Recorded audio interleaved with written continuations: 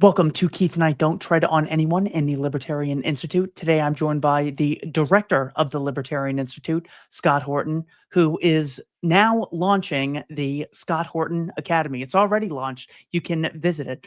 Scott, what is the Scott Horton Academy? Thanks, Keith. Well, what it is it's long form courses taught by me and a bunch of other great experts, and including more and more all the time that we're adding. Essentially focusing, of course, on foreign policy, but other libertarian topics as well. And so to start, we have my very long course on America's Middle East wars, along with the great James Bovard on 40 years of investigative journalism, Ramsey Baroud on the reality of the Israel-Palestinian conflict from the point of view of a Palestinian refugee, and also William Bupert from the Institute on how America lost every war since 1945. And it's really great stuff. I'm working now on editing my course on the Cold War with Russia.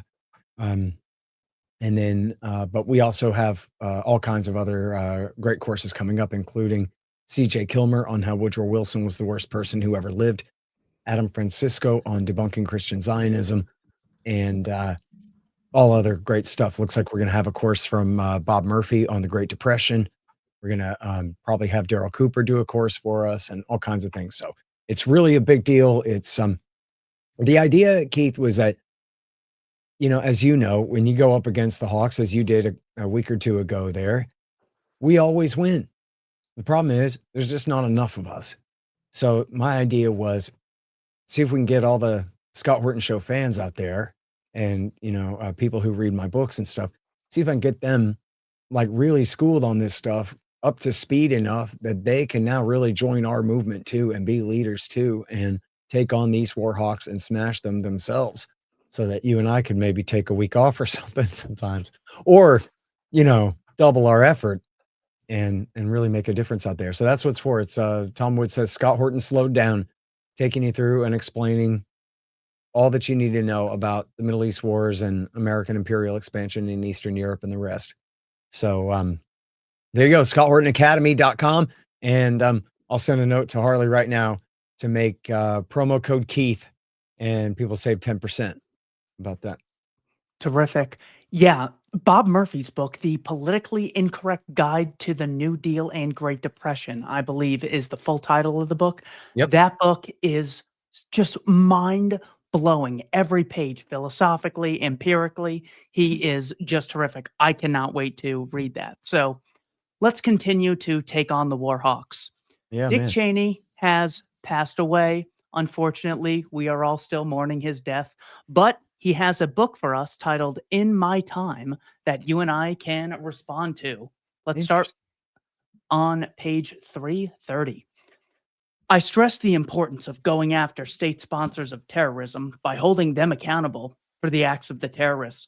We would begin to deny terrorists safe haven and bases from which to operate. Two elements they needed to plot, plan, and execute attacks. When the NSC convened the next morning, September 12th, the subject was primarily Afghanistan, where Al Qaeda's leadership had plotted the attacks on the United States and trained those who carried them out. Was 9/11 planned in Afghanistan, and were the Saudis training in Afghanistan? Uh, Possibly in part. Mohammed Atta and Ramsey bin al-Shibh certainly traveled there to meet with Osama bin Laden. As far as, if they're practicing their Muay Thai or whatever while there, I don't know that. I tend to doubt that. And of course, most of their flight training and so forth took place in the United States, putting the lie to his entire claim here about the safe haven of Afghanistan. And we've seen since America withdrew from Afghanistan, we don't have terrorists launching international attacks out of there. It was never the Taliban's interest for Al Qaeda to do that, and they had attempted to prevent Al Qaeda from doing so for a long time, and of course failed in that effort, leading to our war there. But of course, a terrorist attack can be plotted by one man inside his own skull, or by three or four guys taking a walk in the park or sitting around in an apartment, right? There's We have, like, for example, Ramsey bin al-Shibh was not allowed into the country, so He apparently helped to organize the plot from Spain. There's nothing special about Spain that makes it a safe haven other than it's land where a man's feet were standing, but he could have been anywhere else to do the same thing. And so he's mixing the safe haven myth there, with essentially he's bringing that up to already try to launder and justify attacking Iraq, to pretend that somehow there's a safe haven for bin Ladenites in Saddam Hussein's country that could be used as a base then against the United States. We know is absolutely a lie, that Saddam Hussein was terrified of Osama bin Laden, that the story that the Iraqi diplomat Al-Ani had met with Mohammed Atta in Prague in the Czech Republic, and according to the Israelis, received a flask of anthrax from him, and everything was a total hoax and a lie. Never true. That was what they, hung their whole argument on. Doug Feith even briefed W. Bush on that lie in the Oval Office. Most of the administration refused to peddle it, but the neocons and Dick Cheney certainly did. And Cheney specifically continued to bring up that fake connection over and over again. And what's ironical, of course, about all this is I was just reading a thing this morning that was a submission to the Military Commissions Court in down in Guantanamo Bay that the journalist Kit Clarenberg linked to. And it's, of course, all about the real story behind 9/11, which was that you had Al-Qaeda guys who were tracked by the CIA directly from a meeting with leaders of the bin Laden movement in Malaysia, and who many of those same people went on to blow up the USS Cole in the year 2000. And they tracked two of these men to Bangkok, Thailand, and then directly to LAX, and then where a Saudi intelligence officer gave them a place to stay down in San Diego, and where they lived in this country for a year and a half. And these are the pilots that crashed Flight 77 into the Pentagon. And it's clear from good journalism that's been done over this time, and from material that's been leaked from the lawyers who are suing Saudi Arabia in court for their responsibility for this, the CIA was using the Saudis and attempting to recruit these men as double agents inside Al-Qaeda. And then when that failed, they didn't do anything. And they didn't tell the FBI, boy, you better find these guys and wrap them up and get rid of them for us out of this country. They didn't do that. They kind of walked away whistling with their hands in their pockets and hoped everything would be okay. And it wasn't. These guys were part of the September 11th attack. And who was it that helped them do it? Literally, Saudi intelligence working with the CIA. Now, figuratively is more important, because the question then is why? And I don't think that it's fair for people to just leap to the conclusion that, yeah, because Dick Cheney and the CIA wanted September 11th to happen so badly. And if you look at the actual evidence of how all this played out, that doesn't actually seem to be the case. It seems more like the CIA and the FBI were, well, particularly the CIA, were doing an extremely lousy job, where they put the people at Alex Station, who were all analysts and not covert operatives, in charge of trying to recruit these men.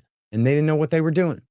And they failed. And the attack happened on their watch. And of course, there's a major cover up because these men had been in the country for a year and a half. And of course, the CIA knew who they were and had kept their identities from the FBI, which they tried to lie about and then was proven over and over again. Doug Rossini is the most famous former FBI agent who's testified numerous times, including in Tucker Carlson's recent documentary, about how the CIA refused to allow him to share information on these hijackers, these future hijackers, with the FBI. Anyway, so these are essentially mostly Saudi and Egyptian mercenaries who are run by the CIA, the Brits, MI6, and the GRD, Saudi intelligence, for use in Afghanistan, in Bosnia, in Kosovo, and in Chechnya. And then when they came to the United States, the Americans, I think the CIA, concerned about what they were doing here and their focus on attacking the United States, tried and failed to infiltrate their plot and wrap it up. So the simplest Occam's razor type answer to why Prince Bandar and Prince Turki, the ambassador and the head of Saudi intelligence, would allow this plot to continue to unfold while even directly supporting some of these men through the embassy and through other back channel means, including they had Prince Bandar's wife sending them checks in San Diego and this kind of thing, that it would make sense that they were doing that if it was part of an operation to try to infiltrate Al-Qaeda. That would be a much simpler explanation then, because they were committing the greatest act of treason in all of human history. But it would also go to show why they would have to go to great lengths to cover up their failure there. And, I would just say on that, there's so many 9/11 theories and all that. But, there's the famous, should be more famous, Sherlock Holmes mystery story called The Purloined Letter. Someone stole a letter from somebody and they're looking all over for the thing. And it's laying right there on the counter with the rest of the mail. And it's kind of crumpled up and, inconspicuous, sitting there in the pile. And there it is, the all important letter that has the important information in it. Well, so the purloined letter in the case of September 11th is the 28 pages or the 29 pages of the original congressional investigation where the FBI testified to Congress. Here's what we know about what the Saudis knew and what they did. And they covered that up for years and years and years. It wasn't until our friend Brian McGlinchey and others worked so hard to get those that section released, what I guess back 6-7 years ago now. And if you go through there and see, that's what it's all about, is the role of Saudi intelligence and the Saudi embassy in working with the CIA, or at least adjacent to the CIA on running these guys. So anyway, to Dick Cheney's point, he's just trying to direct all your attention from there and say, well, what we decided then was, these states that support terrorism need to be crushed. And then, like he always did, would be deliberately vague about that point and sort of pretend that, well, if you're going to bomb one Muslim country over there somewhere, then you might as well bomb a different one, because what difference does it make if it ends with a Q or ends with an N or what, Well, and just the arrogance of he doesn't even care to cite his own source in this. There's no sources. He just says it like, oh, we know this. It's coming from the mouth of me. All right, that's enough of a source. Yep. I've been expected to cite my sources and show my work mathematically since I was in like 4th grade, but the vice president can't be bugged with doing anything like that. Anything more on Saudi Arabia before we move on? Do you think he says one more thing about Afghanistan. Sure. On November 11th, 2001, the town of Herat fell to the Northern Alliance. Kabul followed on November 13th, and Jalalabad on November 14th. The last Taliban stronghold, Kandahar, fell on December 7th. Karzai led the Pashtun troops who took Kandahar. He was inaugurated on December 22nd, 2001, as chairman of the new interim Afghan authority. In a little over 3 months, working with the Northern Alliance and allies in the South, we had overrun the Taliban and liberated 25 million people. Is that were they claiming victory at the end of 2001? I was 5. I don't know. Yeah, exactly. Yes. It was they immediately conflated Al-Qaeda and the Taliban so that killing the Taliban would be good enough for you, Keith. That was exactly the point. And then, so yes, I mean, just to read that whole thing is absolutely hilarious. What's happening during that time frame that he describes there? Osama bin Laden and Ayman al-Zawahiri and their couple of hundred friends are getting away. They're cornered by the Delta Force and the CIA and the Air Force at Tora Bora, which is in the White Mountains in Nangarhar province in far eastern Afghanistan. They're surrounded on 3 sides, with the 4th side being the Pakistani border. And the Delta Force and the CIA are begging over and over and over again for reinforcements. They've got thousands of Rangers at Bagram. They've got the 75th Rangers down in Kandahar. They've got Green Berets up in Mazar-e Sharif. Everybody's doing everything except help fight Al-Qaeda. And they're mostly focusing on a regime change against the Taliban. And we know from the notes that they released from the White House minutes there that the CIA and the National Security Advisor, Condoleezza Rice, were saying we ought to focus on just bombing Arabs and to show the Taliban that we don't actually want to attack you. We would like for you to turn these Arabs over to us, make this easy for us, and we'll spare you. And they were shouted down by the Defense Department and by Donald Rumsfeld. And the reason why was because he wanted to do a regime change against the Taliban.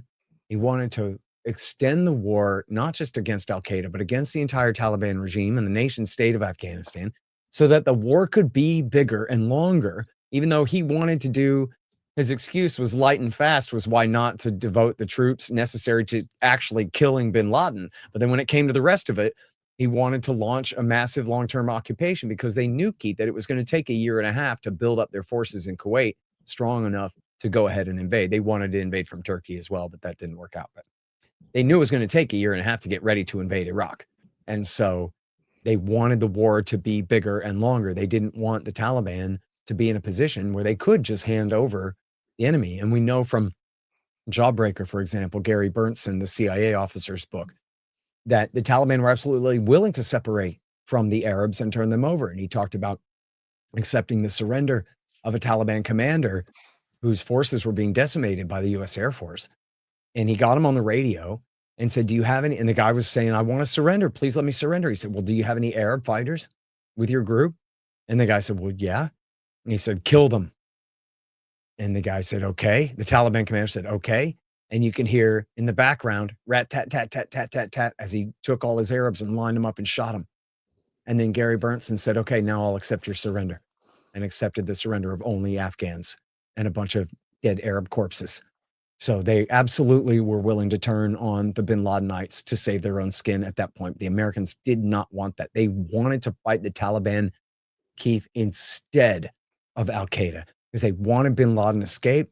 And I don't have solid proof of this, but it's the severe implication of all of this. So they wanted him on the loose so they could tell your mom and dad bin Laden's still out there somewhere, and Saddam Hussein could give him chemical weapons. And so that's why we have to do this. If they'd killed him good and dead, the American people would have thought, hey, we won. That's what you get for messing with us, dude. You're dead by Christmas, and then we come home and celebrate, and it's fine.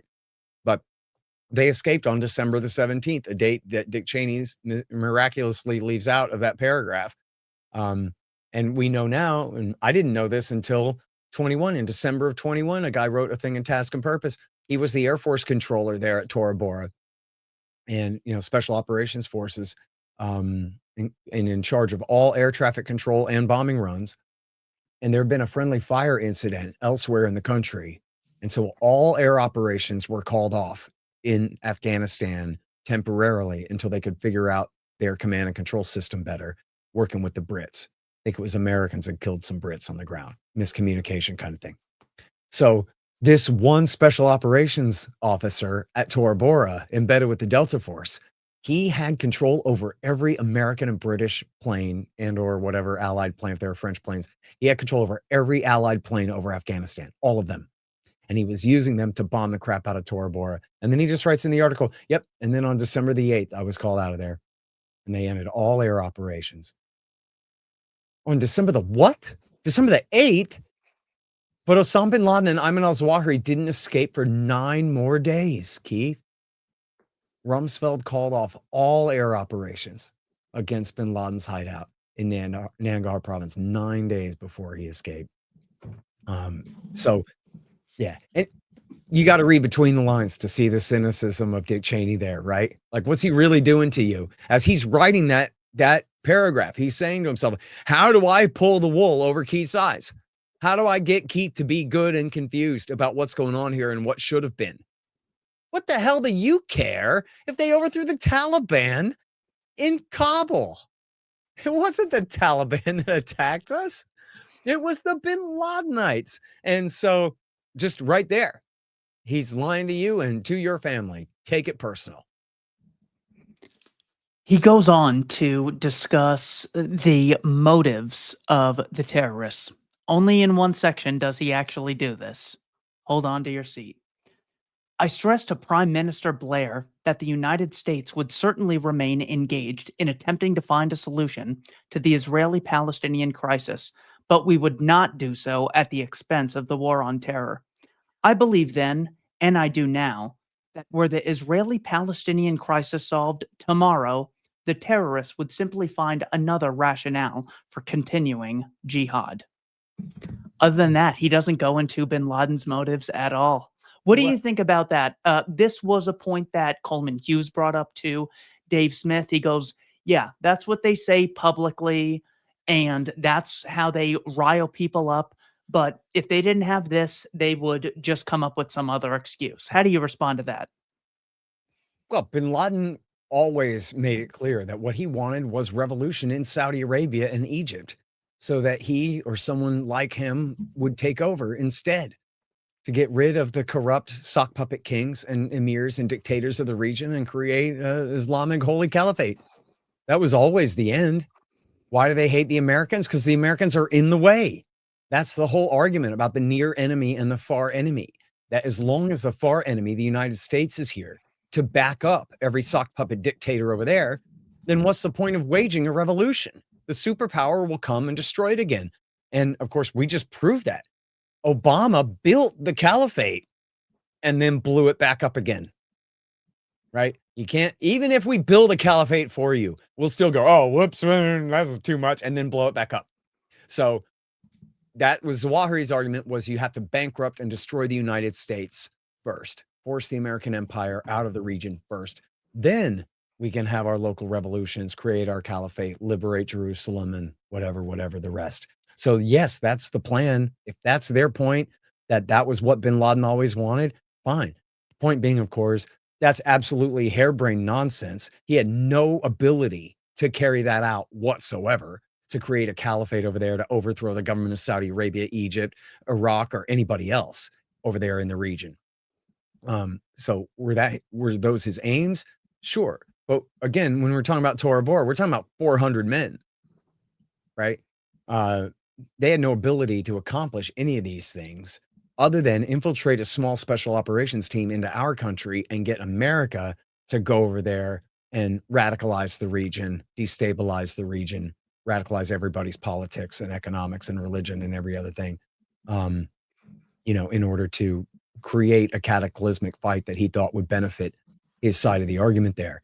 As far as pointing at the Israeli occupation of the Palestinians and of, at that time, in the 1990s, southern Lebanon, well, and now again, southern Lebanon, this was absolutely how they recruited people. So you're saying they concede that, right? That's what Cheney and Coleman Hughes are conceding here. Oh, okay. They said they were motivated by Israel's violence against their helpless captives. Like, that's probably not true.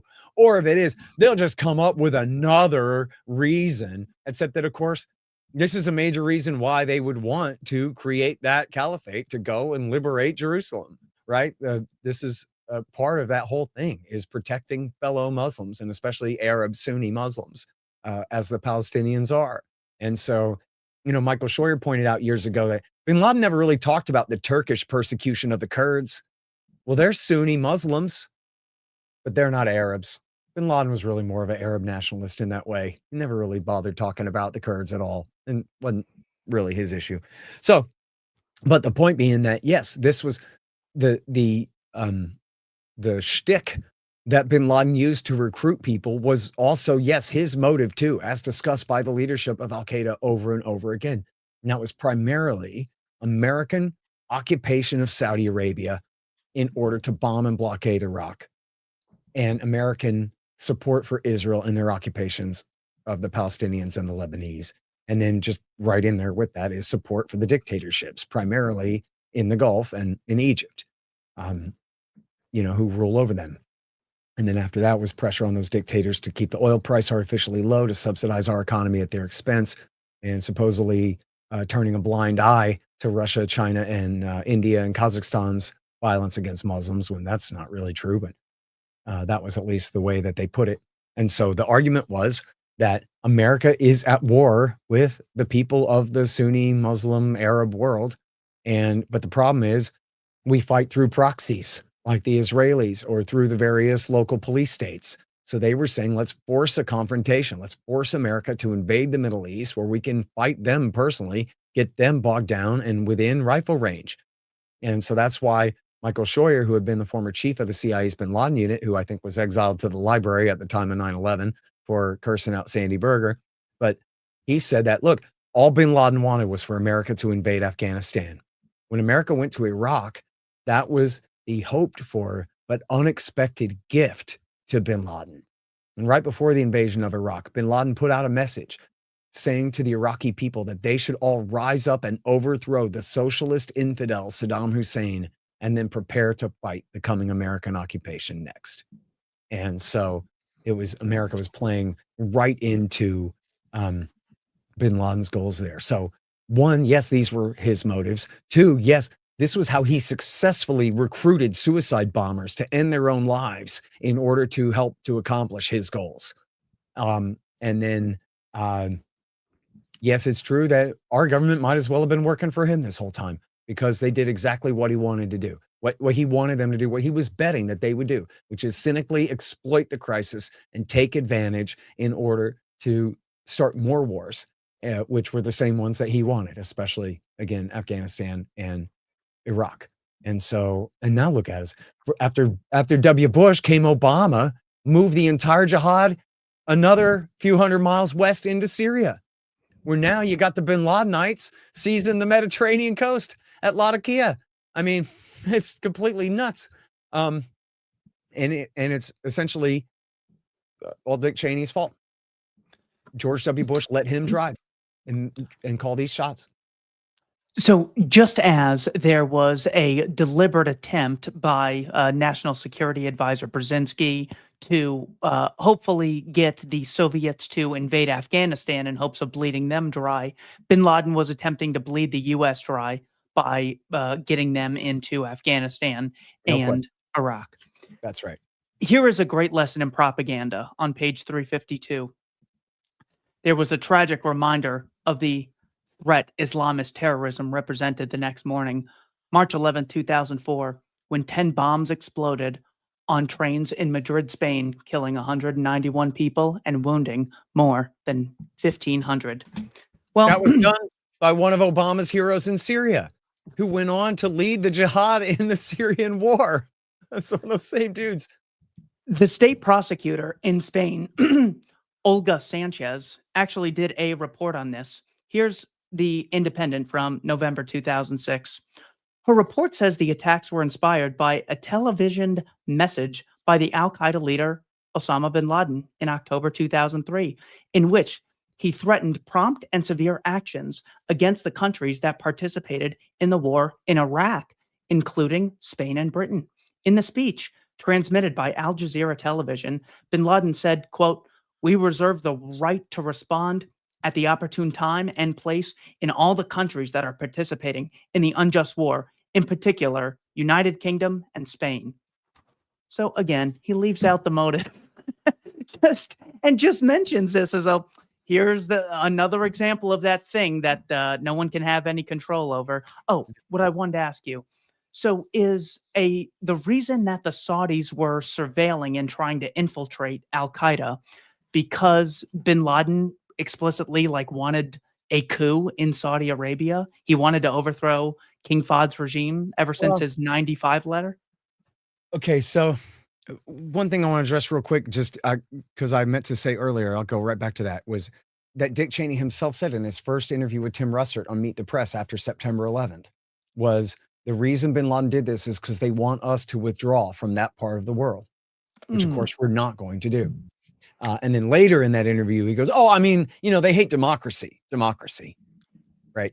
But at the beginning, he made it clear that he understood exactly what was going on here. This was blowback from the Bush and Clinton years. No question about that. He understood that perfectly well. And again, when he cites Palestine, when you say, "Oh, this is all he mentions about the motive," that's actually more than I would expect him to concede in his book. That Osama bin Laden told his would-be suicide bombers that this is what we're trying to avenge. This is what we're trying to fight and to stop. And that was what worked to recruit people to kill Americans. And that is a big deal that he would concede that, in any context. Now, as far as go ahead. And didn't Wolfowitz say something about Yes. how the benefits? Can you remind me of that? Yeah. So Wolfowitz said, I'm almost certain that this off-the-record statement is him, but he's definitely on the record in Vanity Fair saying virtually the same thing. There was an anonymous statement where he says that bin Laden's whole gripe really was America occupying Saudi Arabia to contain Saddam Hussein in Iraq. Now, remember, Wolfowitz was one of those who said that we should have gone all the way to Baghdad back in 1991. So if Al-Qaeda is attacking us because we're in Saudi still to contain Saddam, then in a way, that vindicates his argument that we should have gone all the way to Baghdad back then. Understand? So he's willing to make that criticism. And he says that if we hadn't done that, if we'd gone all the way to Baghdad, or if we weren't occupying Saudi Arabia now, then bin Laden would probably be just sitting around telling tales of the old days in Afghanistan. He'd be sitting somewhere in the Khyber Pass, spinning tales of the old days rather than being a threat to the United States. So I'm almost certain that that was Wolfowitz talking, because it's so close to the other statements that he's given on this, including to I forget the guy's first name, but it's Tenenhouse at Vanity Fair. And this is the famous interview with Vanity Fair where Wolfowitz says that we said weapons of mass destruction because that was the one thing that everyone could agree on as the reason to do the war. So for bureaucratic reasons, we settled on weapons of mass destruction. That's what the famous quote came out of that interview. But there's another quote in that interview where, again, he says that the reason that Al-Qaeda was attacking the United States was because, as bin Laden had put it, and which he took at face value, of course, was because America was occupying Saudi Arabia. So now one of the major benefits of invading Iraq is that now we can move those bases out of Saudi Arabia and into Iraq. And so that way, to no longer have them in the land of the two holy places and provoking this Al-Qaeda war against us. So he was taking like the Ron Paulian argument that like occupying Saudi is causing blowback against us. And he's saying, that's why we need to invade Iraq now, so we can move those bases out of Saudi and into Iraq instead.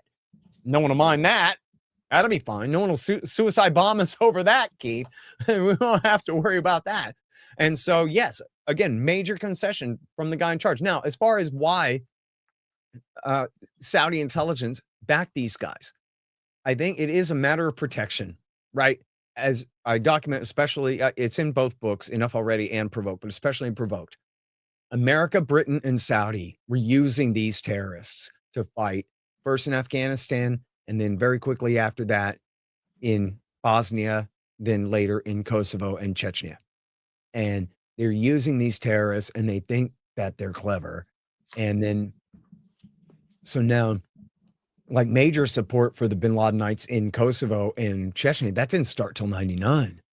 But we know that Prince Turki Al Faisal met with bin Ladenites at a hotel in Paris, France in 1996 and made an agreement with them that Saudi would finance their activities. Just stay out of the kingdom. When maybe what they meant to say was, and also don't attack our patrons, the Americans. But they didn't say that. They said, just don't attack the kingdom and we'll give you protection money, essentially. So even though overthrowing Riyadh was bin Laden's top goal, first of all, they had no ability to do that whatsoever. And then secondly, Riyadh's willing to pay them to just stay away. And so that seems to have been the arrangement. So I think, it's easy for people to assume, and I could, whatever, I have an imagination. It's easy for people to assume that America, Britain, and Saudi just own these men and just control them like automatons and tell them what to do and what to think and how to behave at all times. And I really don't think it's like that. I mean, from the wide and varied things that I've read about this movement over the years, the command and control does not seem that tight. It's much more like we have a movement of jihadi holy warriors, and the CIA and MI6 and the Saudis, intelligence, they just kind of move them around.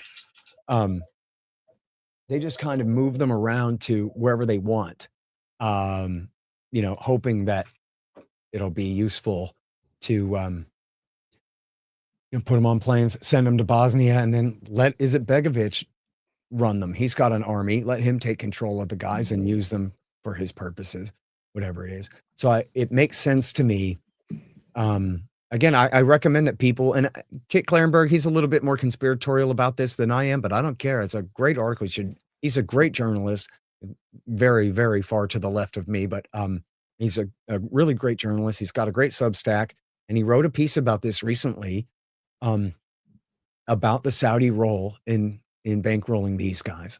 And, it seems like maybe a mix to me. Oh, and I'm sorry. And he has the link in there to this giant testimonial by, I believe it's a pardon me, a DEA agent who was assigned like cross-agency investigation, something to look into September 11th. And it's, you know, the whole thing is about information he's gotten from talking with FBI agents who were at the highest rank in the loop and stuff like that. Um, and it really goes to show that the Saudis were helping these guys along.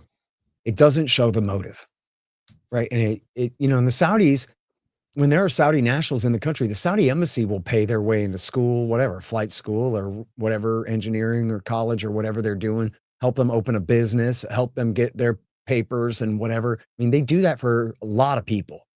So the fact that they did that for the hijackers, you have to take it in context that they do that for Saudi nationals all the time. And so, and then especially if they're working with the CIA to try to recruit these guys, then I'm not trying to let anybody off the hook, but I'm also trying to not jump to conclusions that are unwarranted, as so many people are so apt to do on this issue. Um, there are simpler explanations than the greatest act of treason in all history, such as security being a government program and these people being really lousy at it. Another thing is Greg Palast from the BBC. He's an old friend of mine. I guess I haven't talked to him in a while, but he had a story, I think in November of '01 for the BBC about how FBI agents came to him and told him they had been told to back off the Saudis. And that wasn't because they were trying to help September 11th happen. And these FBI agents were not at all suspicious of that. That's not what they were coming to Greg Palast to complain about.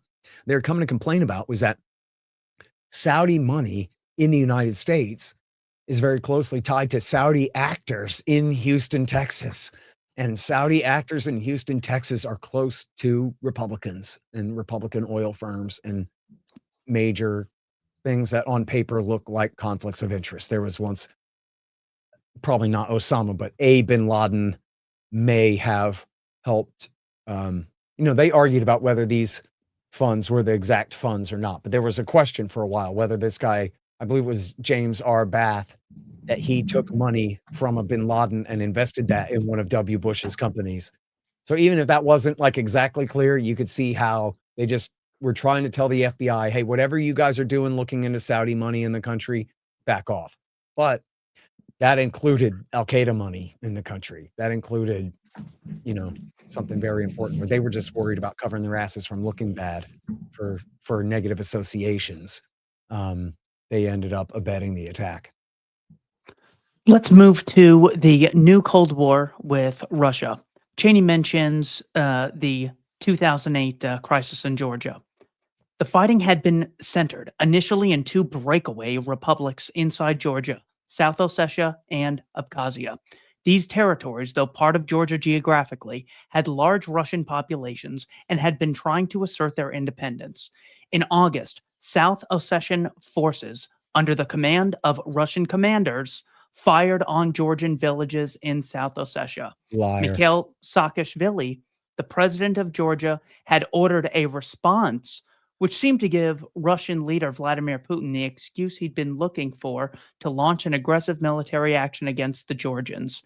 They moved with the kind of speed that strongly suggested significant advanced planning, leaving the impression that Putin had been planning an attack for some time. Yeah. What is any of that true? Well, there may be a kernel of truth to the thing that the Russians were prepared for this, but that just means that they weren't fools. I mean, the tensions had been escalating there for a while. Saakashvili also had a long-term plan to invade and try to conquer South Ossetia, just as the Russians, as I show in the book, as they explain, I think, in their own media, that yes, they had a long-term plan for exactly that eventuality as well on the other side. So that doesn't prove anything, like that the whole thing was a pretext, the way that he puts it. There's another kernel of truth in there that I don't mind conceding because it doesn't really bolster his case, which is that there was fire from South Ossetia. They weren't bombing villages inside Georgia. That's an absolute lie. And I disprove that lie, citing eyeball and earball witnesses from the OSCE who were stationed there to monitor all of this. That did not happen. The Georgian government lied about that. There had been very small artillery exchanges across the border between troops right on the border, over the preceding days, but no one had been killed. And it was like it wasn't really a provocation or an escalation. It was just tit for tat, nothing. And then what happened was on the night of August the 7th, Georgia just launched a surprise attack on South Ossetia. And as I show in the book, the European Commission did a whole investigation and proved that that was the case. And the New York Times got it right the next day. Then they got it wrong the day after that. And then in November, a few months later, they did another follow-up and said, yeah, it really was true that Georgia started the war. Now, at antiwar.com, I just happen to have a good memory for this stuff. We were all up late that night. We all were covering this. The European papers were all announcing Georgia attacks Ossetia. And all of this happened on the night of the 7th of August. And we all saw it for ourselves. It wasn't really, I think it was John McCain was the first one who pretended that it was Russia who had started the war. And we know that the vice president's office had been giving mixed signals, potentially through John McCain's advisor, Randy Scheunemann, to the Georgians that maybe we will come to protect you if the Russians jump in. And so they were taking that bet. All of this was, of course, a direct reaction, as Cheney neglects to point out there, to George W. Bush at Victoria Nuland and Dick Cheney's recommendation and insistence, giving a promise, not a real membership action plan, but a promise to Georgia and Ukraine that they were on the course now to be brought into the North Atlantic Treaty Organization. And so Saakashvili, who had been put in by a coup run by the United States in 2003, who was an American sock puppet, he saw this as his opportunity to solve this ongoing border dispute. You can't join NATO if you have an ongoing border dispute. You have to have settled borders. And Abkhazia and South Ossetia were these breakaway provinces that were officially still part of Georgia. And based on the made-up international law after the end of the Cold War, they decided that, yes, Georgia can break away from the Soviet Union, of course, but Abkhazia and South Ossetia may not break away from Georgia. So they were in this kind of stasis kind of area or whatever, this unsettled sort of position where they had Russian peacekeepers occupying the place under a deal that was brokered with the European Union in order to allow them to be there to prevent Georgia from taking the breakaway territory back by force, which is exactly what they did. And in their initial attack, they killed Russian peacekeepers as well as bombed apartment complexes and killed hundreds of innocent people. And so then, yeah, the Russians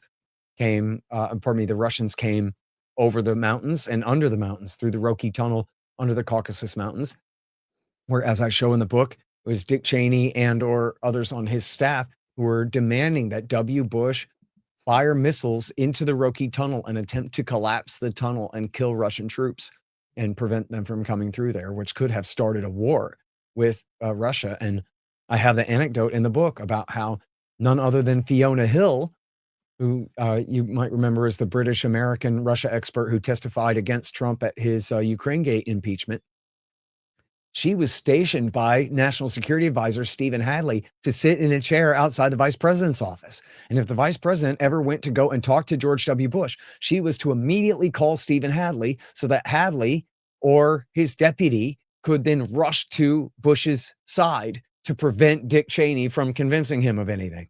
And because of this particular danger. And so that was what they did in this case. And so by the time Dick Cheney came to counsel that Bush should strike, he had already been warned against it by Stephen Hadley. And Hadley had even gone around and talked to everybody and said, I'm going to ask for a show of hands and you're going to keep your hand down. And everybody said, okay. And then he said, okay. Then Bush said, okay, who agrees with Vice that we should attack the Russians? And nobody raised their hand and they let it die. But that was because of Stephen Hadley running full interference to protect George W. Bush from Dick Cheney getting us into a war with Russia at that point. And quite frankly, the fact that Stephen Hadley, who is a neoconservative hawk, was acting to restrain Dick Cheney at that point speaks volumes as to Cheney's insanity and Hadley's then hard-learned reluctance to go along with his harebrained schemes at that point. On page 513, Cheney says, For some time, there had been growing tension between the government in Moscow and President Saakashvili's government in Tbilisi. Saakashvili, who had studied in the United States and wanted to orient Georgia toward the West, made no secret of his view that Georgia should join NATO. Putin viewed this as a direct threat to Russia inside what he considered Russia's sphere of influence. Are you familiar with that conspiracy theory that NATO expansion has potential downsides? Yeah, it's crazy talk. I don't know. Um, look, I denounced Russia's invasion of Georgia and its heavy handed dealings with Poland and the Czech Republic. As for Georgia and Ukraine, the time had come, I said, to begin action to make them members of NATO. I was glad to see my successor, Vice President Joe Biden, endorse the idea of NATO membership for Georgia and Ukraine, but progress in achieving that has been disappointingly slow. Any final words for the recently deceased vice president? well, there's a few things there, Keith. I think maybe my overall take would be that, like, you see how your overlords really are not special people at all, right? There's nothing profound about Dick Cheney's understanding about the world. He's just a typical Republican hawk. He's just a doofus. He might as well be your next door neighbor who listens to talk radio and thinks he knows anything. He didn't know anything. Oh, well, the Russians are kind of pushing the Georgians around. So I said, well, what we ought to do is we ought to bring Georgia into NATO then. That'll show them. And then, right, his context isn't any deeper than that. Could this lead to a war? Could even beginning this process lead to a war between us and Russia? And might that be so costly that we would always regret it, those of us who survived? Nah, whatever. We don't think about that or talk about that. There's quotes of, in fact, the day he died, and I tweeted a thing about it. I think, yeah, it was on Twitter, the GIF. I just went to search for a GIF of Dick Cheney. And it was him saying, yeah, I don't really spend much time thinking about past decisions I made or something like that. You know what I mean? Which is exactly what George W. Bush says too. They're like, oh, decisions? Decisions are things that you make. And once you make them, well, there's no point in second guessing or reviewing, what you decided to do. That's in the past. What? The past doesn't exist anymore. Who cares? You know what I mean? Like, yeah, that's how they both are. That's how they both are. So in other words, and you'd have to be old enough to really remember back, but there was a profound level of faith in these men as the most competent administrators of the American empire that you could ever hope to have. I mean, they had group photos of Bush and his principals committee standing there all posing like a Vanity Fair, Annie Leibovitz type photo, or maybe even literally by her, of them all standing there. And they all seemed so competent and in agreement, right? But if you know anything about how the Bush administration operated, they were all at each other's throats constantly. That even, Rumsfeld had been Cheney's mentor before. They were totally at odds, refusing to accept responsibility for their own spheres of responsibility whatsoever. Condoleezza Rice was the national security advisor. Donald Rumsfeld, Colin Powell, Dick Cheney, no one respected her. So she was in no position whatsoever to whip them into shape and say, okay, now listen, Powell, Rumsfeld, I need you guys to work together on this. No, the State Department's war in Iraq was an entirely different war than the Defense Department's war in Iraq.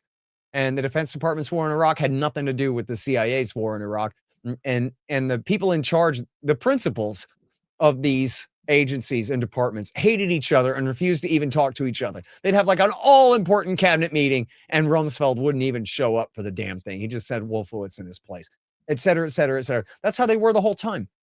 And the American people didn't even really get a clue to that because of the media running cover for these people. You would have thought that they were Barack Obama and Joe Biden, the way the media ran cover for them. And the mythology of their, ultimate competence didn't break until Hurricane Katrina, which was 2 years and a few months into the Iraq War. But after Hurricane Katrina, it was days and days and days and days and days and days going by, and no helicopters are coming. And the rescuers, just regular people who are going to rescue, are being turned away by the police. So people are just baking to death on their roofs. They're dying of dehydration in their attics. No one's coming. George W. Bush is not coming. And the National Guard of Louisiana is in Afghanistan. And the National Guard of Arkansas and Mississippi and Missouri, they're all in Iraq. Nobody's coming. And nobody's even trying. And Bush is just laughing about it. Oh, everything's going great. Don't worry. And meanwhile, it's like Sunday afternoon, and there's still no helicopters. And finally, Anderson Cooper and Geraldo Rivera are crying their eyes out, bawling their eyes out on TV. Thousands of people are dying, and they're not doing anything. And finally, it was like a magic spell, like a grim fairy tale. This evil spell just broke, and the American people were actually able to look at George W. Bush just through their own plain eyeballs. That this guy's an idiot. This guy's IQ is probably 98. And on top of that, though, he's just completely incurious. He doesn't care at all. He doesn't think at all. Not only does he not have a vision for how things are supposed to be, he doesn't know that he's supposed to have one. He doesn't know anyone who has one. And if he does, it's Paul Wolfowitz, but he doesn't know what Wolfowitz's vision is. He wouldn't know how to ask him. This guy doesn't deserve to be the world emperor. This guy is nothing. This guy's beneath you. This guy is beneath the worst person that you know. And he's the one in charge, and he's the one who put Dick Cheney in charge. And Dick Cheney is what? He's just John McCain. Just absolutely know nothing, know it all. Pretend tough guy. Same crap. You know, you'd like to think, yeah, well, you know, Dick Cheney, he a lot of times will be quiet, keep his own counsel, not say much. So then, like, oh, there must be something deep going on in there. Nope. He's just making sure that all y'all get in trouble for taking responsibility for things while he stays in the back. That's how clever he is to make everything be somebody else's fault instead of his. But as far as like, oh, has he really thought through what's going to happen when we do what we do? Of course not. I mean, hell, we talk about Iraq all the time in this context, but usually just in the context of Bush and the neoconservative, but just focus on Dick Cheney here. If I tell you that, like Keith, W. Bush had said, like a couple weeks before the war, what is all this about Sunnis and Shiites? I thought they were all Muslims. Then you go, yeah, well, W. Bush. God dang it, you know, what an idiot. But what's Dick Cheney's excuse for not knowing the first thing about it? How is it that him and Donald Rumsfeld and Paul Wolfowitz can sit in a room and go, okay, now we're overthrowing the secular Sunni regime here on behalf of the supermajority Shiites. Now, Paul, you talked to David Wormser and you guys are certain this is going to work, right? We're not just turning Iraq over to Iran. But that's all they were doing. They were picking up, they were reversing their own 1980s policy of supporting Saddam Hussein to contain the Iranian Revolution. Remember when the Shiites rose up in 1991 at George Bush Sr.'s bidding, they changed their mind and stabbed them in the back and let Saddam keep his tanks and helicopters and crush their insurrection. Why? Because Iraqis who'd been living in Iran for 10 years were now coming across the border to lead the revolution. Well, same thing again.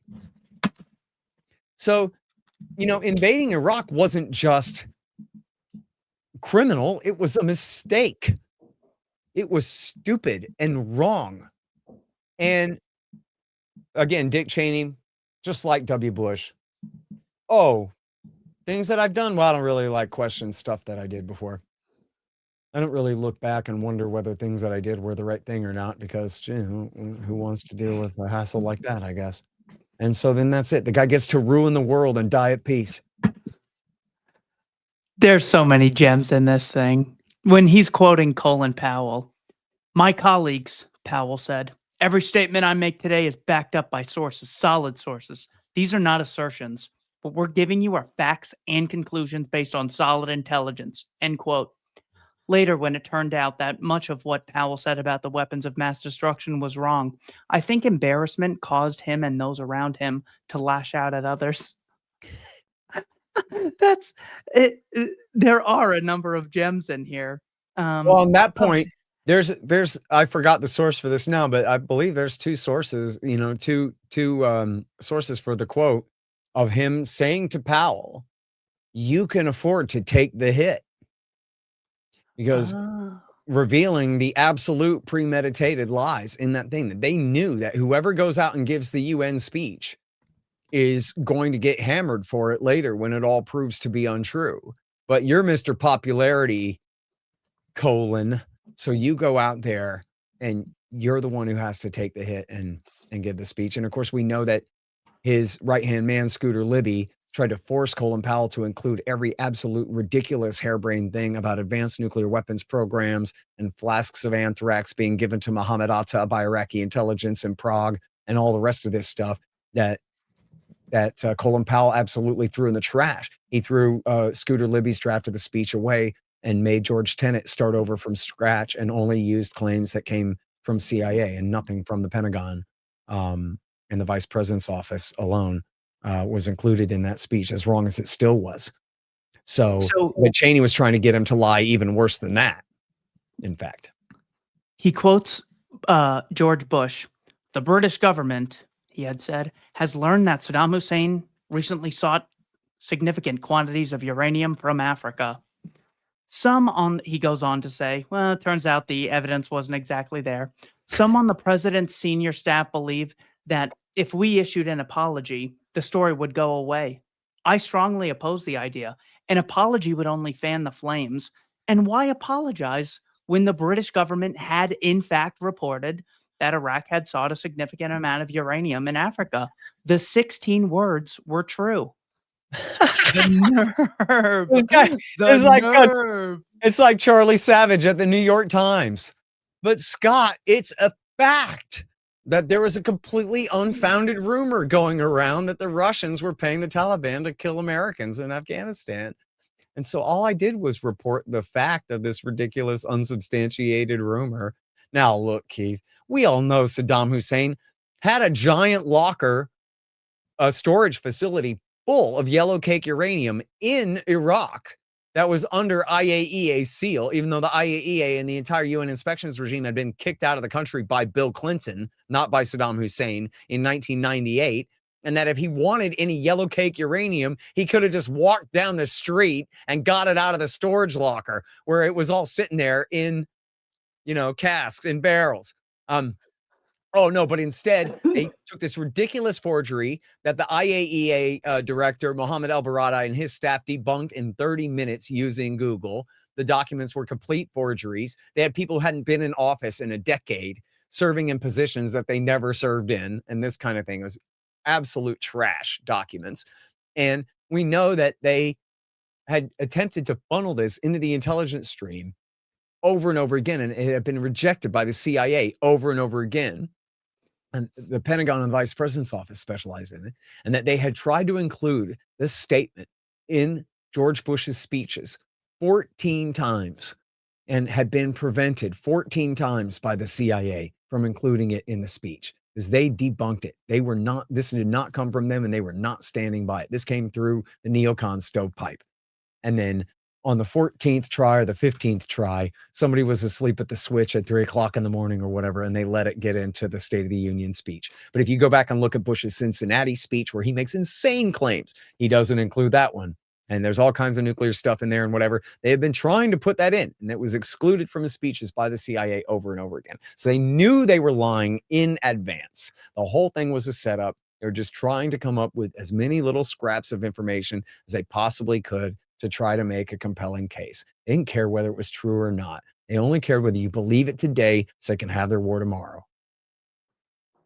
Check out ScottHortonAcademy.com. Scott, thank you for your time. Thank you, Keith.